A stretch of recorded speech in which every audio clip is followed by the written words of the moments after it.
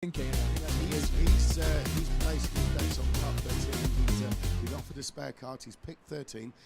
Yes, and just to go back to that, at the hotel where a number of the competitors are staying last night, I believe the fire alarm was going off at about 5 o'clock in the morning, and I'm sure there were some people who were still going to bed and some people who were figuring on getting up, and either way it's caused a few headaches. But in this race, just to... Who have we got? We've actually got Ramon Pinheiro in the 15. Ramon Pinheiro's up at the front there, but if we run through the entry list, we've got Jake Crofts, we've got Ryan Smith, who we were talking to earlier on in the breakfast show, we've got David Longman, Matthias Groten, who we've said has just switched carts, Ramon Pinheiro, Brett Gaskin, Richard Jute, Ben Churchill, Pete Lepan and Tyler This Mays. is a really tough heat. This has gone under my radar actually a little bit. I didn't realise there were quite so many front runners in this race. So certainly I think Ryan Smith and and Ramon Pinheiro in the two carts which were first and second in the previous race, 15 and the 19, they're going to be a massive threat. Gruten's obviously going to do something with this number 13. Let's see what he manages to do with a completely stone cold cart. Richard Jute is a previous race winner. Pete Lepan and Tyler Mays are both also extremely fast. So let's have a look. Let's see how the qualifying times come in. Absolutely. Richard Jute, of course, came from nowhere and won his first BRKC race yesterday, the first one he'd ever been in. Interestingly, we've got Ramon Pinheiro leading the qualifiers out, and we've got Tyler Mays, who's the last one to go out. So that pole position could well be set at the start or at the very finish, with quite a few in between to take it to. I think it might even be Matthias Gruten who's going to be the last person across the line in number 13. Absolutely down there. right, because of course he's come out in the spare cart, hasn't he? Tyler Mays is on. No, that's so the on the provisional. Sorry, and it was Gruten who on the provisional first lap seemed to go fastest. Maybe I'm wrong. Maybe they're just all shaking out. It's actually 7th. 37.3 was his first lap. Okay, we've got Ramon Pinheiro who's just set a time. He's been beaten by Ryan Smith. And Ryan Smith currently on the provisional pole. He'll be very pleased with that because Ramon Pinheiro's established fast driver. Here comes Gruten, is it? No, that's somebody else I'm looking at. Pete Lepan up it's still Ryan Smith on the pole. Richard Jute 6th. So it's just going to be down to... Oh, Mays goes second with a 35.1. Tyler Mays. And where is Matthias Gruten crosses the line, and Gruten goes fourth in that freezing cold cart. So it looks like potentially that gamble paying off because this is a tough heat, and he's managed to stick it straight in fourth. Well, it's going to have to pay off well because he is starting fourth. Now, the interesting thing really, though, Ryan Smith. Now, Ryan Smith is a little bit like a Scottish version of Johnny Elliott, to be fair.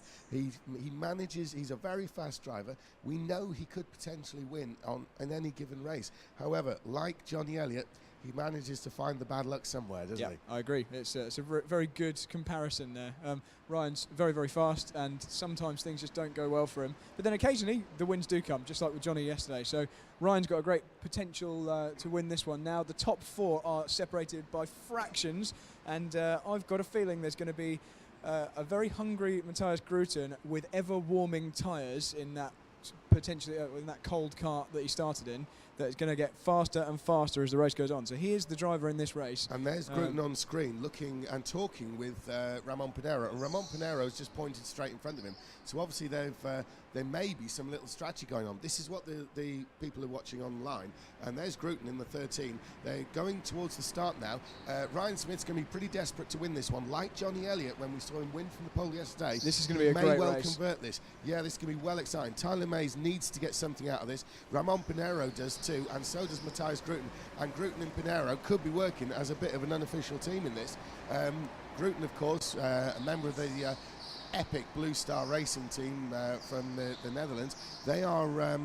he knows exactly about... I think they might be from Belgium, just to clarify. Right, they were telling me that Blue Star was actually Dutch, but Gruten is Belgian. Well, I tell a lie. Well, maybe someone from Blue Star can tell us who actually... Yeah, Greg Laporte and Matthias Gruten are Belgian. So right now it's nose to tail, and Ramon Pinheiro. Pinheiro. Well, he may have been planning something with Gruten, but he's going on his own now, Pinheiro. Pinheiro up to second place. It's Ryan Smith who's going to lead that opening lap. Completes the opening lap in the lead, but now he's got Pinheiro. Pinheiro's been racing all weekend. So we see on the replay, was it fair? Was it fair? He was fully alongside before the apex. Hopefully the officials will be happy with that one today. I know that he had a bit of a discussion with Ollie up at race control yesterday, so that one looked fair to me. That's going to be... Gruten's passed Tyler Mays into the hairpin, so Gruten up to third. Absolutely. So both Ramon Pinheiro and Matthias Gruten, two of the pre-race favourites, they're on the move as well. There's the move by Gruten. And the interesting thing in this, Brad, is that's about as fair a pass as you're ever going to get from Ramon Pinheiro, isn't it? And I just want to say to all the people that have been talking to me in the run-up to this event saying, but you cannot overtake indoors, just watch this race and watch pretty much any BRKC race and you'll see it happening. That's David Longman into the pits there, Brad. Now, Longman's a bit of a dark horse. He's capable of being in the top 5, maybe even the top 3, but that wasn't the greatest pit stop. I don't know quite how he fancies his chances in this particular race. This is a tough one. If you're not at the front from the start, I think he's going to struggle. But let's see. Let's watch his pace as the race goes on, because he's now out of sequence. Ramon Pinheiro right on the back of Ryan Smith now, with Grooten closing into both of them. Absolutely. I think Ryan Smith knows it as well, because on the back stretch there, he was immediately, like Craig Miscallany before, immediately taking a central line, trying to cover left or right anything that Ramon Pinheiro might throw at him. Another pit stopper, it's Matthias Grooten. It's Richard Jute in the pits. Sorry, yes, Richard Jute. A similar sort of helmet from up here. But yes, Richard Jute. Now, Richard Jute pitted out of 8th place. He's dropped to 9th by the looks of it, possibly 10th. But really, after a win in the earlier heats, we've not seen anything from Richard Jute since. So Pinheiro for the lead and a clean pass straight through. Ryan Smith went defensive and then immediately backed out of it and went to a normal line, and Ramon just stuck with it. It looked pretty good to me, that one. Just looking at the replay, might have to see that again from the start, but it looked decisive to me. Basically, he just sent it down the inside. That's a good pass. There's no problem with that. Now, Ramon Pinheiro, with the greatest respect to Ryan Smith, he's probably going to be more worried about Matthias Grooten. And Grooten passed Smith as well, and also clean, straight down the inside, and a little bit of contact on the exit, and this is just let Ramon Pinheiro go. This is exactly what Pinheiro wants. Smith is still in second. Smith is still in second. So that was because of the kind of switchback of the right-hander followed by the left-hander. Grooten got past. Ryan Smith just hung on round the outside, then had the inside for the following corner. That's let all the cars behind them catch right up, and it's just let Ramon Pinheiro streak away into the distance. And what about pressure? What about pressure on Ryan Smith? Behind him is Matthias Grooten, Tyler Mays, Pete Lepan and Ben Churchill, and they all seriously mean business. This is great news for Ramon Pinheiro, though. He's checking out into the lead. This is exactly what he needs, because as soon as anyone gets past Ryan Smith, Ramon's going to be under pressure, isn't he? This is what I love about this particular layout of the circuit as well. Because of the amount of switchbacks in that first half of the track, you have to compromise a corner in order to get a good exit onto the next straight or out of that corner, and that means that offers an opportunity for people to dive up the inside. You can't defend and be fast at the same time, so overtaking is more than possible around here, as we've seen in pretty much every race on this layout. And very interesting here. Will Matthias Grooten make a lunge for the inside? He could do with passing Ryan Smith as soon as possible. Ryan Smith is not making inroads on Ramon Pinheiro, and I'm sure Matthias Grooten will be seeing Ramon Pinheiro pulling away. He won't be pleased with this. But the interesting fact in this, guess who's fastest in this race so far?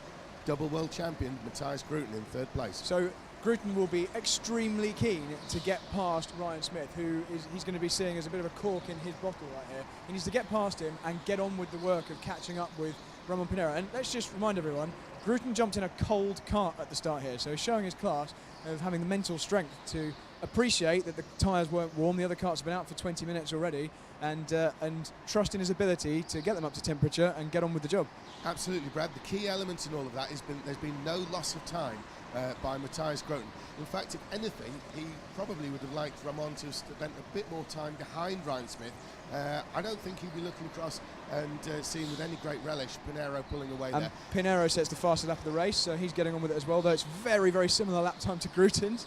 Absolutely. Once he was clear of Ryan Smith, the pressure was on Ramon Pinheiro to just pull away, pull away, pull away. He does not need any pressure from anyone behind.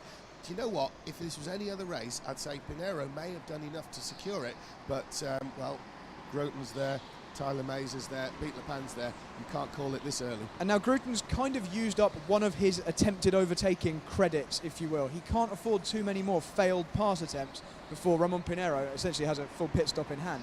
Grooten's going to have to pass Ryan Smith decisively, make it stick this time, and he'll be ruining the fact that that last one didn't quite pay off and that he's lost a couple of seconds. So when we see a move, expect it to be a full pass and not to give Ryan Smith a chance back past. Absolutely, it looked like he had a little bit of a go into the hairpin before thinking the better of it just then. But down the back stretch, Grooten's just not really able to make a move on Ryan Smith. I mean, we are talking about Ryan Smith as if he's holding up the pack. Yes, it appears he might be, but he's actually just set the fastest lap of the race, yeah, Ryan absolutely. Smith. Yeah, he's not going slowly. It was probably more a case of Pinheiro pulling away and everyone else around him being very quick than any lack of pace from Ryan Smith. And Pinero's now the new fastest. We talk about kart parity here. If you ever look at the top 5, 34.8, 34.8, 34.8, 34.8, 34.8, they're all absolutely bang on the same pace. And any one of these guys could win with a mistake from the other drivers. At the moment, though, it's Pinero in the pound suit. And Grooten passes Ryan Smith for the lead. It's a bit of side-to-side contact. That looked like it was because Ryan Smith tried to turn back towards the apex. I'd like to see a slow-mo replay just to see, but from my eyes, Grooten was fully alongside by the time they got to the apex, and they seem to kind of bounce off each other at the apex. I'm going to reserve judgment until I've seen the replay. Race control, I'm sure, will be looking at it as well, but if this wasn't a clean pass, that's effectively going to be the end of Grooten's challenge for the lead here, I think. Absolutely, he had to do something desperate. The interesting thing there, great driving by Ryan Smith, because damage limitation, he got forced really wide in the hairpin there and had to shoot back in front of Tyler Mays. He made it work, so he only lost one place, but Ryan Smith could have easily gone to the back of the pack there, but managed to hold on behind double world champion Matthias Grooten. And it's often difficult to tell exactly, was there a hard amount of contact because the driver slid into the side of the other driver, or was it because the driver who was defending kind of belligerently tried to defend too late and bounced off? We need to kind of see slow-mos to know exactly what happened, unless we get an extremely clear view of it the first time. So I'm not 100% sure there, but I don't see a bad pass flag from race control. So. Well, two interesting points, Brad, just before we come back to what you just said. First interesting point, Matthias Grooten, new fastest race lap. He's pulling by 3/10. By 3/10, he's pulling clear of Ryan Smith. He's now starting his charge up towards Ramon Pinero. Yes, it's interesting what you said. I think basically what it came down to was Matthias Grooten was really insistent that that pass was going to happen and going to stick. Ryan Smith was pretty insistent that it wasn't, and I think there was the gentlest scrape, but you've got two absolute top-line drivers there battling for position. Smith wasn't going to make it easy. Grooten was going to make it tough, so it happens that Grooten's come out ahead of this. But look at him, he's halfway towards hunting down Ramon Pinero. Hunting him down, he's reeling him in, he's got the lasso out, he's going to get hold of his neck and drag him back to him, because Grooten is on a mission here. Look at this, as they cross the line, it's Pinero with the lead. Grooten fastest, again a new fastest lap by Matthias Grooten. He's the quickest on the track there, and he's racing down the race leader. This is where world-class experience and trusting in your abilities and working out the abilities of other drivers and really analysing the situation pays off. He analysed the previous race, he gambled in inverted commas on a spare kart, but trusted his ability to get it working once it was up to temperature, and it's totally paid off. The kart number 13 that he's driving now is performing flawlessly. It's a capable race winner, and right now he's looking like he could potentially win this race. Absolutely, he's closer to Pinero than he is to Ryan Smith, who's behind him, so he's halfway to more than halfway to Pinero, having made that pass in only a couple of laps. He is setting faster and faster laps, and the interesting thing with Matthias Grooten, he's been at the top of the game for so long. He's one of the literal handful of drivers by which all others are judged, and we're seeing why now. Now, if we saw on the screen there, Ramon Pinero, the race leader, been hunted down by Matthias Grooten. They're catching up some back markers. That must be Gaskin and Crofts, because I don't think we've had anyone in the pits yet. Pinero's also getting slightly fast. He's under 34.6 now, but it's Grooten pumping in the 34.4s and 5s at the moment, 10th by 10th, clawing him in. Ramon is waving his arm. He wants blue flags for the karts in front of him. I don't know if any came out that time, but he's on the tail of Brett Gaskin, and he's going to start to be held up very, very soon. Let's see, is there a blue flag on the back straight? There is. Yes, there is. So Gaskin's going to allow him through, is he? Yes, so nice and easy for Pinero there. Grooten's also got to get past. Makes it through cleanly. So it's the next driver in front. Who's that? Is that Jake Crofts? It's Jake Crofts. I was going to say, it's not as simple as all that for Ramon Pinero, because there was another kart in front of him, and the blue flag was only for the kart he was passing, not the one ahead. There's another blue flag now, so passed easily. Grooten is on his tail, and Grooten's going for a pass. He actually had a look up the inside there, trying to take advantage of the back marker. Absolutely, he was going to overtake somebody, and it happened to be the back marker, but he would have done Pinero if he could have, wouldn't he? He absolutely would, and this is going to be a titanic battle to the end now. I really hope Ramon can keep Matthias behind him for long enough for us to have a good fight to watch here. Absolutely. Grooten's on the tail of Pinero, and his previous lap, fastest of the race so far. And so both of those guys obviously on near identical. Oh, we've got Pete Lepan in the pits, good first stop. Yeah, Lepan is pitting out of 5th place. He's dropped to 6th now. Will that be any worse than that? No, he's resuming in 6th. That's not bad when you make a pit stop and only lose one place. Now, what's happening up at the front? We're having a look now on the backstretch. Here comes Ramon Pinero. There's Matthias Grooten. Pinero knows Grooten's there. He looked over his shoulder, and he knows from here on in it's only bad news, and it'll probably only get worse. Grooten will never be any further back than he is now. So what's going to happen in terms of pit stops? Who's going to blink first? We all know that the second person in the group to pit, if you're nose to tail, generally has the advantage if you both do equal pit stops, because you retain track position on the exit on the inside of the first corner. So Grooten will know that. Ramon knows that. Being at the front allows Ramon the luxury of waiting until the last chance to pitboard, and therefore force Grooten to do an earlier stop, although Ramon's going defensive into the hairpin. So it's a tricky one. Obviously you have the risk of pitting right at the end. If you muck up your pit stop, then then you don't have another chance to pit, and you'll actually go from first place to taking points for last. But I don't think Ramon will be too concerned about that. He'll make sure it's a good pit stop when he does it.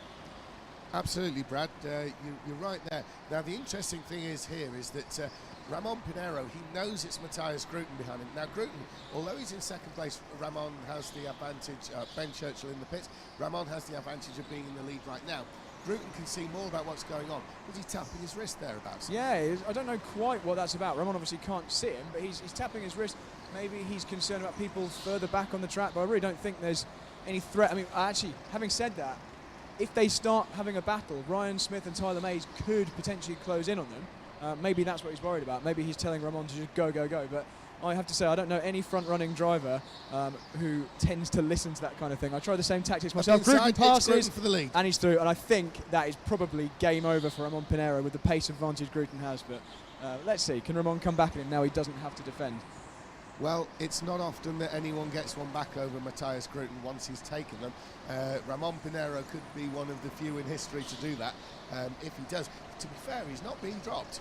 He's still right there with the double world champ. It's early days. I think Grooten's going to start setting fastest lap after fastest lap now, but I'm absolutely happy to be proven wrong, because certainly for my own championship, I need Matthias Grooten to not get another victory and take maximum points. Absolutely. Ramon Pinero, one of your best friends right now, yeah? Yeah, well, it would have been a better friend if he'd held up Grooten for a bit longer, but I think he's being dropped now, unfortunately. Well, it's still only a kart length. You know, I know we're talking about Matthias Grooten here, but Ramon Pinero absolutely working wonders to stay with the Belgian there. He's making it look very good, although I think you're right. And fastest lap of the race there from Grooten, 34.444. I think knowing Matthias Grooten, we're going to see a string of fastest laps now to try and seal the deal. Of course, they both got to make a pit stop, but we can't really see Matthias Grooten blowing that one. Yes, I mean, and that is the potential pitfall here. I did see Matthias screw up a lot of practice pit stops. Obviously, that doesn't mean he's going to get them wrong in the race itself, but he was taking a lot of risks in the practice. And if Ramon stays close enough that a good pit stop from him makes the difference, it's not definitely over yet. 2 car lengths in it now. Ramon Pinero is beginning to sort of fall away from the leader. Another fastest lap. I think we are literally going to see a string of fastest laps and fastest laps from Matthias Grooten.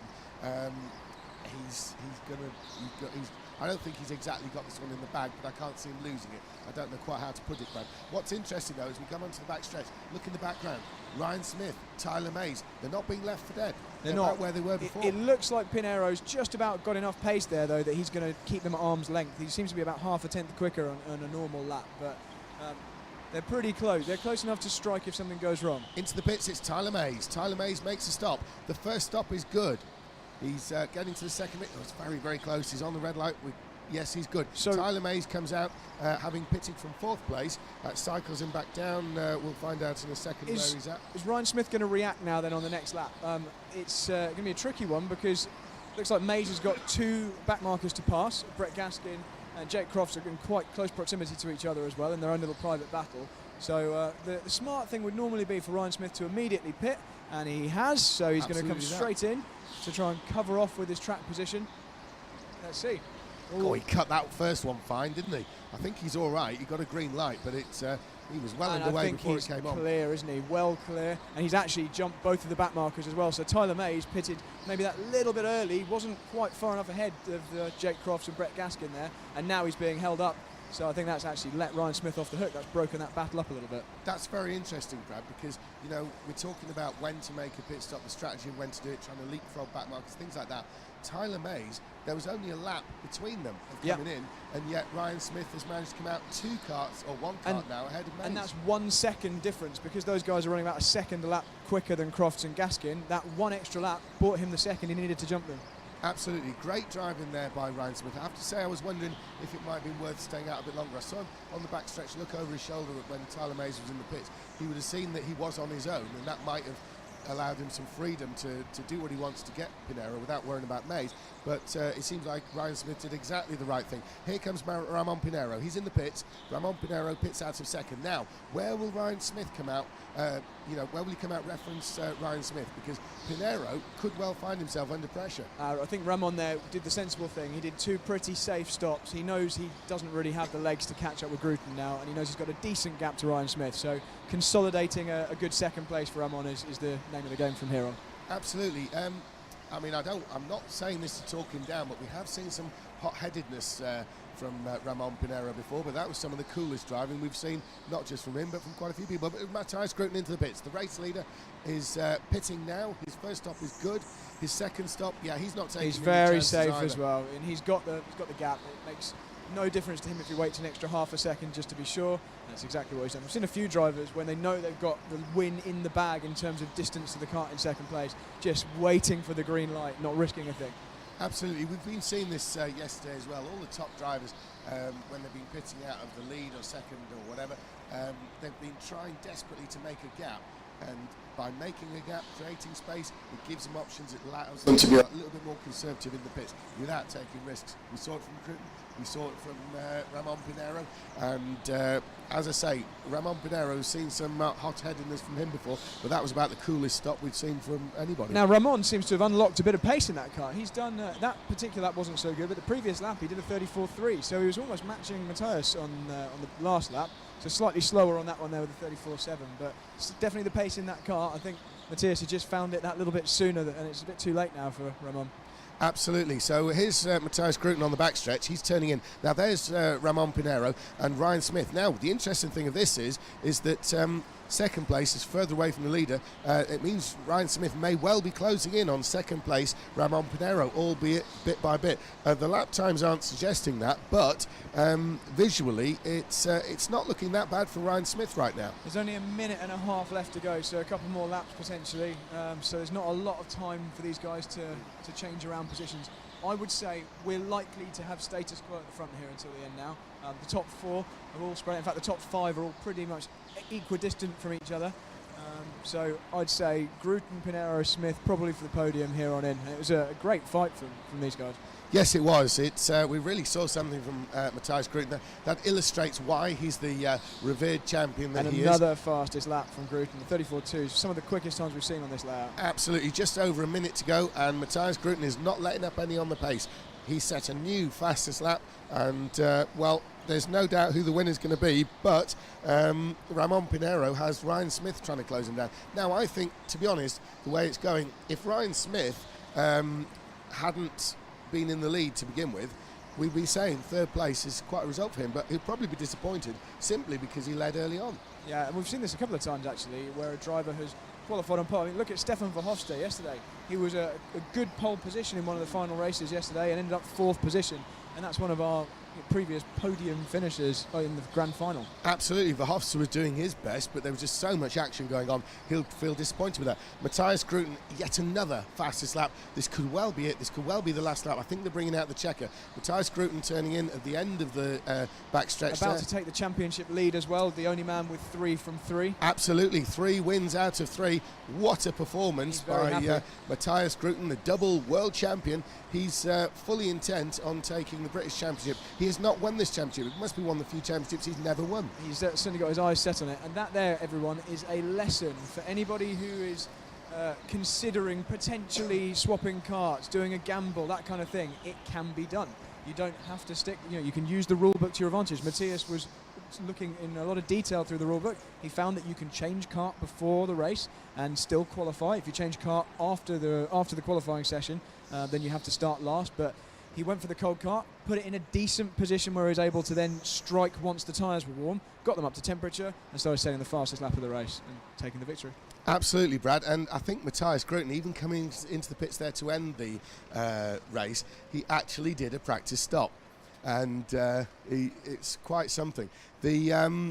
That's the level of sort of professionalism, if you want, from Matthias Grooten. Yes, as you rightly said, it's a lesson to everybody here. If you want to win, that's the way to do it. To be honest, it's a lesson to anybody who's a rental kart racer anywhere in the country or the world. This is how to win at the top level. So if it's working for him at the top level, it's going to work for you at club level, isn't it? Absolutely, I agree entirely. So there we go. Good, so, really good second race of the morning there. Absolutely, what a way to start. We've had 2 good races so far. Matthias Grooten has made it 3 out of 3, top of the table on points, as Brad was saying. Ramon Pinero was second. That's exactly what he needed.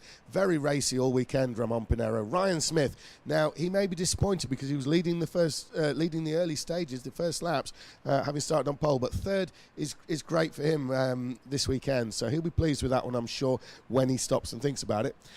Tyler Mays 4th, Pete Lepan 5th, Ben Churchill 6th, David Longman 7th, Richard Jute. We didn't get to mention Richard Jute much at all. He only came in 8th. He's already won a race. It says how tough this game really is. He was one of the drivers we were looking at as potentially being a surprise and an upset through the whole competition, and he's just not really got on with this particular layout. I think he's had time to have quite a bit of practice on the standard layout. Obviously all the drivers who are new to BRKC haven't had a chance on this layout. Drivers who were here last year drove a very similar layout to this, so I think that's maybe hampering Richard a little bit there. He's going to be a little bit frustrated, although his pace is certainly decent by the end.